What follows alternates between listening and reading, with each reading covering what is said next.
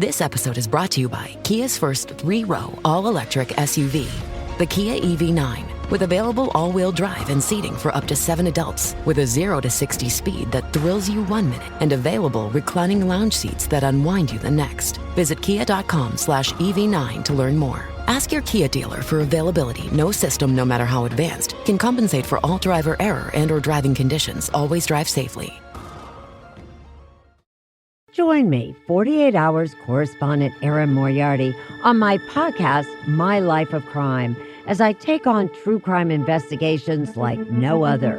This season, I'm looking into the labyrinth of crime and secrets within families. I'm cutting straight to the evidence and talking to the people directly involved, including investigators and the families of victims. Listen to My Life of Crime with Erin Moriarty wherever you get your podcasts. Alright, what's up guys? Welcome to another episode of the TMossBoss Show, and in today's episode, I wanted to do this episode because I feel that like there are people out there that watch wrestling for the first time and then they see some crazy stunt or something go down on wrestling and they think that it's real.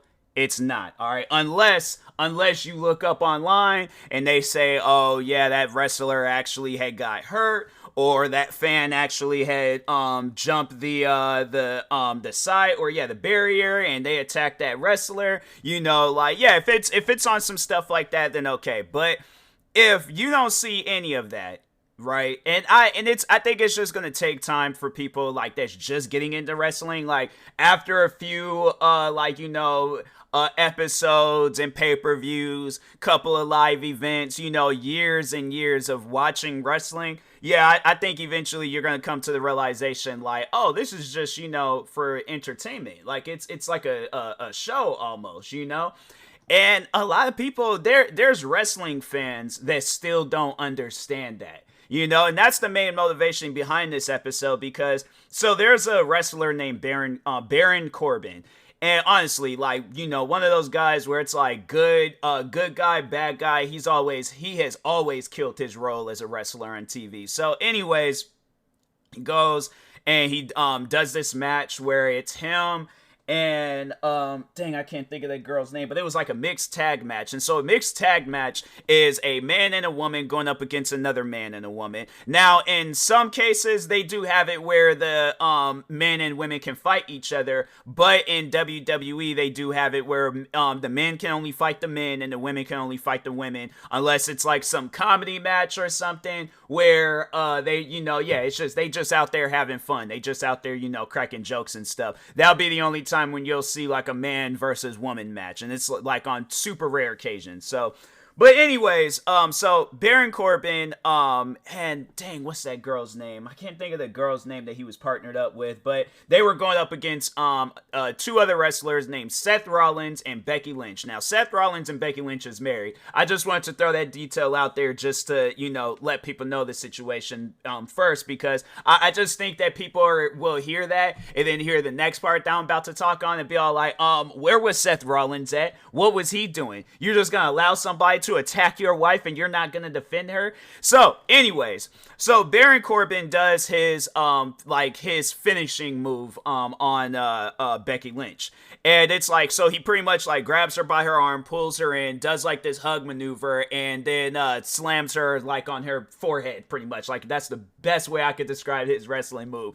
But so anyways, does that. And I think how I remember that match ending was Seth Rollins, he snapped, did a bunch of wrestling moves on him, and then I think both Seth Rollins and Becky Lynch, I think they won that match.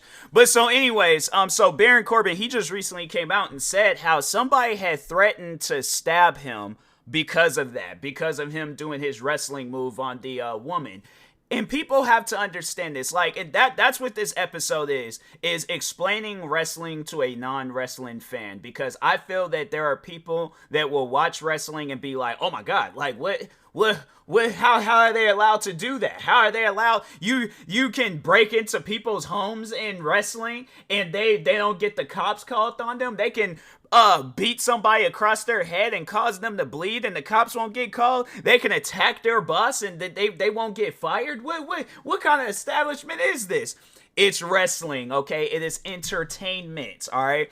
But so anyways, but yeah, he had to he came out and said that how somebody threatened to stab him, and that's why it's like there's some people out there that don't fully understand wrestling. They don't understand, like, fam, this ain't no different than like a fictional TV show. And that's what it is. It's a fictional TV show. Now, the wrestling stunts and all the different things that they're doing, that's real.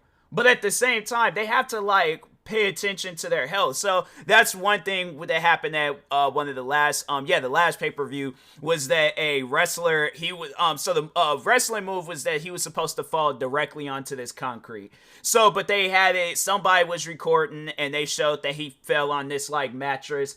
But I'm like, fam, I'm not gonna fall on concrete for people's entertainment. I'm not gonna have it where I gotta retire after this match because I done messed up my spine falling on pure concrete. And that's what people were expecting him to do. And I'm like, even if he were to sell it, wherein, so pretty much like to explain, like, what does that mean? What does it mean by selling a move? So selling a move is like, okay, so let's say a wrestler punches me across the head. I'm supposed to like flop around and well, not like go overboard with it, but I'm supposed to like react, you know, when the wrestler punches me in the head. That's called selling, all right? So yeah, he I guess they were expecting, well yeah, so he sold the move. He made it seem like if you watch it on pay-per-view, then yeah, it looks like he fell just directly on some concrete. But if you see it there live, and depending on where you're sitting at, yeah, that man fell on a mattress. But it's like, you're expecting him to hurt himself? Like, and that's somebody where it's like, yeah, I can tell you just got into wrestling. And it's like, even if it's like, okay, because I think they were more so upset over the fact that they didn't try to hide it. And it's like, well, fam, they probably was like, it might have been like a last minute decision move. And then they're all like, oh, well, you know what, it's whatever. It's all like on TV, it's going to look different, I guess. Yeah, people that's live, they're gonna see how it really is. And I'm like, that to me, that stuff is interesting because that's when I was a kid watching wrestling. Yeah, I think I would think that the wrestler had just fell on pure concrete. Cause I will never forget the first wrestling moment like that I had ever watched. All right, like wrestling has always kind of been in my family. Like I have family members that's a fan of wrestling. But when I got into wrestling, it was when two wrestlers named Undertaker and Batista. Some of you guys may know who Batista is if you look him up and things. But so yeah, he used to be a wrestler. But I feel like a lot of people, if you are a fan of Batista, then yeah, you most likely have seen a match or two of his. But so anyways, it was Backlash 2007. And so I think that pay-per-view had just happened. And I was watching because I believe both Batista and Undertaker, they were on the SmackDown roster at the time. So anyways, they were showing like flashbacks or not. Yeah, well, yeah, they were showing like a replay flashback thing of Backlash, which was I think it was that Sunday. And so I was flipping through the channels just trying to find something to watch, and I came across that. As soon as I had turned to the channel that it was on at the time, SmackDown, Batista charges at Undertaker, tackles him off because they have like this stage where a wrestler will when they're doing their entrance, like there's a stage area that they will stand on before they like, you know, do their wrestling match, right? Batista tackles, well, in wrestling terms, he speared him off of the stage, and the spear is pretty much a tackle. It's like a hip tackle. So he hip tackled him off the stage. The stage just pretty much erupts. Like there was these like two metal beams that had like fell down on top of them. Then this explosion had went off. All these other different crazy things was happening. Me as a kid watching that, I'm like, hey yo, them two guys died. Like there's no way possible that they survived that. It's like how does one survive some stuff like that? No, them guys are dead. There's no way impossible that they survived that. Literally same day on TV. And I'm thinking to myself, how is that even possible? How is it even possible that they're doing some stuff like this? Wrestled a steel cage match, did all these other different crazy things, and I was like, man, wrestling. And then yeah, I ended up becoming hooked. And then yeah, there were some things that as a kid that I was believing when wrestling was on, because I'll never forget when Vince McMahon, he pulled the stunt that he blew up in his limo. So yeah, Vince McMahon, he's like, yeah, the founder of well, he wasn't the founder, he was at one point in time the CEO of WWE.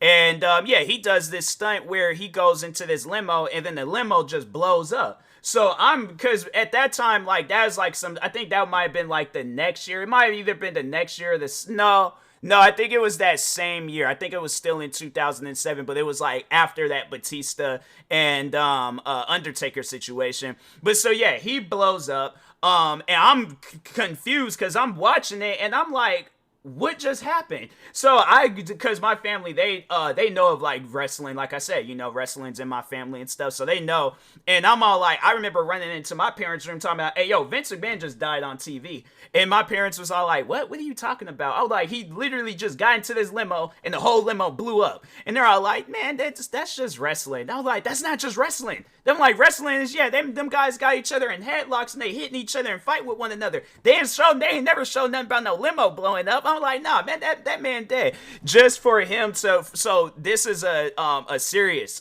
situation in WWE. So if you guys look up the wrestler Chris Benoit, yeah, that situation, that wasn't no stunt. And I'm all like, for those that are wrestling fans, I know people are like, so wait a minute, like the Chris Benoit, because they like if you're doing your research, then you'll see that for that Chris Benoit situation. So all right, so just to explain that real quick. So Chris Benoit was a wrestler, but I believe he just he was going through mental issues, because that was like one thing at one point in time in wrestling, before they was like really focused on wrestlers health and things, that those guys would take a beating. And Chris Benoit, I believe, like, he did take, like, quite a few hits to the head, because that's something that they even talk on in football, where it's all, like, football players would get CTE, so I don't know if he had a case of that or what, but he did have some sort of mental issues, and then one thing led to another. He ended up killing his family and himself. That was some real stuff. That wasn't like no wrestling story or segmented things. That was some real stuff. And for that situation, yeah, Vince McMahon, he did come back on TV to, like, I guess explain the situation to everybody. But yeah, it was like, wow, that's, and that was like when I had to say, when I had experienced like a serious, and that's how you know, like a serious wrestling situation compared to like a fictional wrestling situation. The Chris Benoit situation made it to the news. Like, and that's how you know some stuff is real, when they make it to the news. If it doesn't make it to the news, most likely it's, not newsworthy, or it didn't, like, it wasn't like a serious situation and stuff. So, there's been times, I mean, where wrestlers, they will actually injure themselves. And, if it's like, if WWE, well, I know they do like them fictional injuries just to have it where a wrestler can take some days off and things. But, there has been times where wrestlers have been like actually injured in the ring. Speaking of that wrestler, Seth Rollins, there was a time where he injured himself and he was out for a while. And that was a real injury and things. And yeah, those wrestlers, even like now that wrestling is more safer than what it was back then, it's like wrestlers, they still take a beating, So it's like wrestling, it's like, I remember when I was a kid and I wanted to get into wrestling, but then once when I seen like how much those wrestlers, like how many like issues they go through just being a wrestler, I was like, fam, wrestling ain't for me. I'm like, I don't know, man. I might do like a match or two, but I'm like, to have like a full blown career, yeah, bro. I don't know about that. It's a little iffy and things, but nah, man. Those guys, they take a serious beating. So like, to anybody that says wrestling is fake, it's the storylines is fictional. All right, the storylines, yeah, if you want to say that the storylines are fake, yeah, sure, say whatever. It's like Undertaker ain't really dead. What are some other situations? I'm trying to think.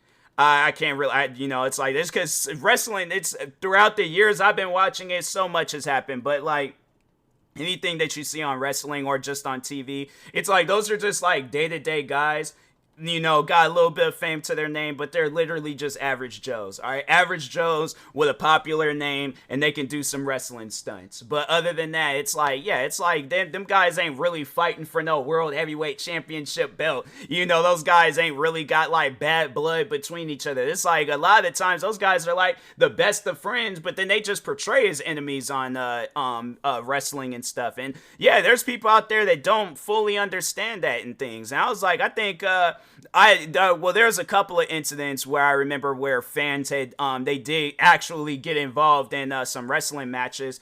One was even, I think there's been multiple times, but the 2 times that I'll talk on is actually I'm gonna talk on the third one too, because I'm like, this is what happens when wrestlers fight back. But so anyways, so the first one was, but it was a wrestling match between 2 legends in wrestling, Eddie Guerrero and Rey Mysterio. So they were having a ladder match. And it was like over a custody battle over a now wrestler, Dominic Mysterio. And Dominic Mysterio, he's actually he's Rey Mysterio's like actual son and stuff. So, but yeah, they just was doing a segment where Eddie Guerrero was they were fighting over the custody papers and stuff. So anyways, Eddie Guerrero, he's climbing up the ladder, right? This fan jumps into the ring, pushes the ladder over it on its side, and Eddie Guerrero was actually about to fight this fan. Like, luckily, security had came in and stopped this situation. I want to see, because you possibly could still, you can find that maybe on YouTube real quick. Hold on for a second. Eddie fights fan. Let's see if they have that. Yep. There's like fan tries to attack Eddie Guerrero, and I believe that was I think was that the or it, oh it might have been a different it was a different match. No, that wasn't the match with Rey Mysterio. It was actually a match with another wrestler named Rob Van Dam and stuff. So yeah, sometimes those I thought that was the Eddie Guerrero one too. I guess I'm mistaken and stuff. So but anyways, but then the other time, so Seth Rollins, actually it was 2 times where wrestlers had fought back, but I feel like this Seth Rollins one again. Seth Rollins, he might just be one of the greatest wrestlers of all time, all the stuff that he's been through. But anyways, so Seth Rollins, he's just walking out, doing his entrance, doing his like entrance stuff. All of a sudden, it was a wrestler, but he didn't wrestle for WWE. He was like some indie wrestler for somewhere else and things. But so he attacks Seth Rollins. Seth Rollins managed to put him in a hold and things to like until security has showed up. But it's like, fam, and so I think what I remember hearing about that guy was that he was doing it, I guess, to try to make a name for himself. And it's like, that's not how you go about it. You don't go about it. It's like, no, apply for a job at WWE, go through their performance center, do a couple of practice matches, go through NXT, then make it up to the main roster, then go up against Seth Rollins, all right? You don't go about it by like, oh, well, let me jump out of the crowd and start fighting. And that's what a lot of the times, like, because Seth Rollins ain't no small guy either. Seth Rollins, he ain't the biggest wrestler in WWE, but it's like he's not the smallest either. Yeah, Seth Rollins, he's 6'1", 225 pounds. Now, to some people, that might be small, but it's like, this man can fight. It ain't like he could do a backflip here and there and, clothesline a wrestler. No, that man, I'm pretty sure them guys be going through, like, actual legitimate, like, fighting, If not that, them guys probably just know how to fight just based off of where they come from in the world and stuff. So, then, this particular time, this guy pretty much got jumped. This was like in a point in time in wrestling where it was a free world in wrestling. Wrestling was crazy back in the day, all right? Back like before I was a wrestling fan. So anyways, it was a match between Triple H and Stone Cold Steve Austin. And so, Triple H, he was the villain of the match. Stone Cold Steve Austin, he was the, so they actually call it, not villain, but it's, heel and, face. So, heel is the bad guy, face is the good guy. So, Triple H was a heel, Stone Cold Steve Austin was a face, or babyface, face, whatever they call it. But anyways, Stone Cold, he has like his head facing in the opposite direction. Fan comes into the ring, starts punching, or I think he was either he got some hits in or he was trying to get some hits in on Stone Cold. But so Triple H comes up from behind the fan, right? German suplexes him. So to explain what a German suplex is, it's when you grab somebody you're standing behind them, you grab them by their waist, pull them in, and then you just like do some like matrix maneuver, bend your body backwards, and you just slam this person on their like head, back, and neck area. That's what Triple H did to this guy. Slammed him, started punching him. Referee, I think that was the time where the referee, he was getting some hits in too. It was either some hits or some kicks, but anyways, that's why you don't do stuff like that. That man took a legitimate beating by the referee, and by the wrestlers. So that just shows like how close these wrestlers are, where it's like, yeah, they might play a game where they are enemies on TV, but them guys are probably the best of friends in real life. Like, yeah, they'll probably go out there like, I hate you, no, you're done for, I'm gonna end you, I'm gonna end your career, all that. Go backstage, literally drinking a couple of bottles of water, be all like, man, we put on a good match out there. It's like, them guys, some of them people think we genuinely hate each other, dab each other up, go home, and I'm like, and seriously, no, the funny thing is like, okay, then you have it in this day and age of wrestling where you'll see two wrestlers that have legitimate beef with each other, right? Or not, or wrestling beef, not legitimate beef. They'll have wrestling beef with one another, right? Literally will go home and be playing video games. I'm saying, it's like, these guys are probably, yeah, same situation. I hate you, I hate your guts, you're done for, I'm gonna end your career come Sunday at WrestleMania. Literally go home and be all like, hey, so you gonna, we gaming tonight, or do you gotta, like, still do some training stuff? They're like, no, yeah, we're 100% gaming. It's like, we're playing Call of Duty, right? Sure enough, we're playing Call of Duty. Play Call of Duty the whole night. Go, then, like, later on that week, literally we'll put on a 5-star match, all right? That is what wrestling is. People need to understand that wrestling ain't what you have it, like, well, for more so the newer fans. For the older fans that actually pay attention to wrestling and stuff, yeah, it's like, you guys are good. But for the newer fans that don't fully understand, it's like, whatever you got built up in your head about wrestling, opposite direction, all right? 100% in the opposite direction. So yeah, it's like, guys, y'all gotta like not let that wrestling stuff get to you, like whatever the fan or whatever wrestler says on, because there's been times where wrestlers, you would think that I would have been offended by wrestlers. I'll never forget, there's this one wrestler, his name is Elias. He used to wrestle for WWE, but yeah, I think they ended up releasing him because they've been releasing wrestlers like crazy. But anyway, so Elias, he comes into Seattle. And so where I'm from, by the way, so he comes out here to Seattle. He cracks this joke, and even I laughed about it because I was like, "Hey, yo, you didn't even have to go and take it that far." He goes on and says, "I think what he had said was like, oh, the chances of that wrestler winning the championship or beating me is the same chances of Seattle getting a basketball team, something along those lines." Was booed the whole segment, bro. The whole segment until his match had started or until he had left. Booed throughout his whole segment. That was without doubt one of the funniest moments in wrestling that I've seen. Because it's like, it hits home, but at the same time, I'm like, I can't help it but laugh. Because I'm like, he wasn't too far off from what he said. So I was like, we really don't have a basketball team, and I don't know when we're going to have. Most likely, it's either going to be one of the two things are going to either never happen, or one or the other is going to happen first. Either GTA 6 is going to release, or we're going to get a basketball team. But it's, by the looks of it, ain't none of that stuff going to happen, all right? So, but no, probably GTA 6 will come out before we get a basketball team. So, I mean, I don't know, bro. I don't know. But anyways, yeah, but like, people, y'all gotta like let that like wrestling imagination go. Like, them wrestlers don't really hate each other. They're not really hurting nobody. It's like, fam, literally, unless they say that they're not cool with that person, like on some real stuff, then okay. But if like, and even then, I still feel like that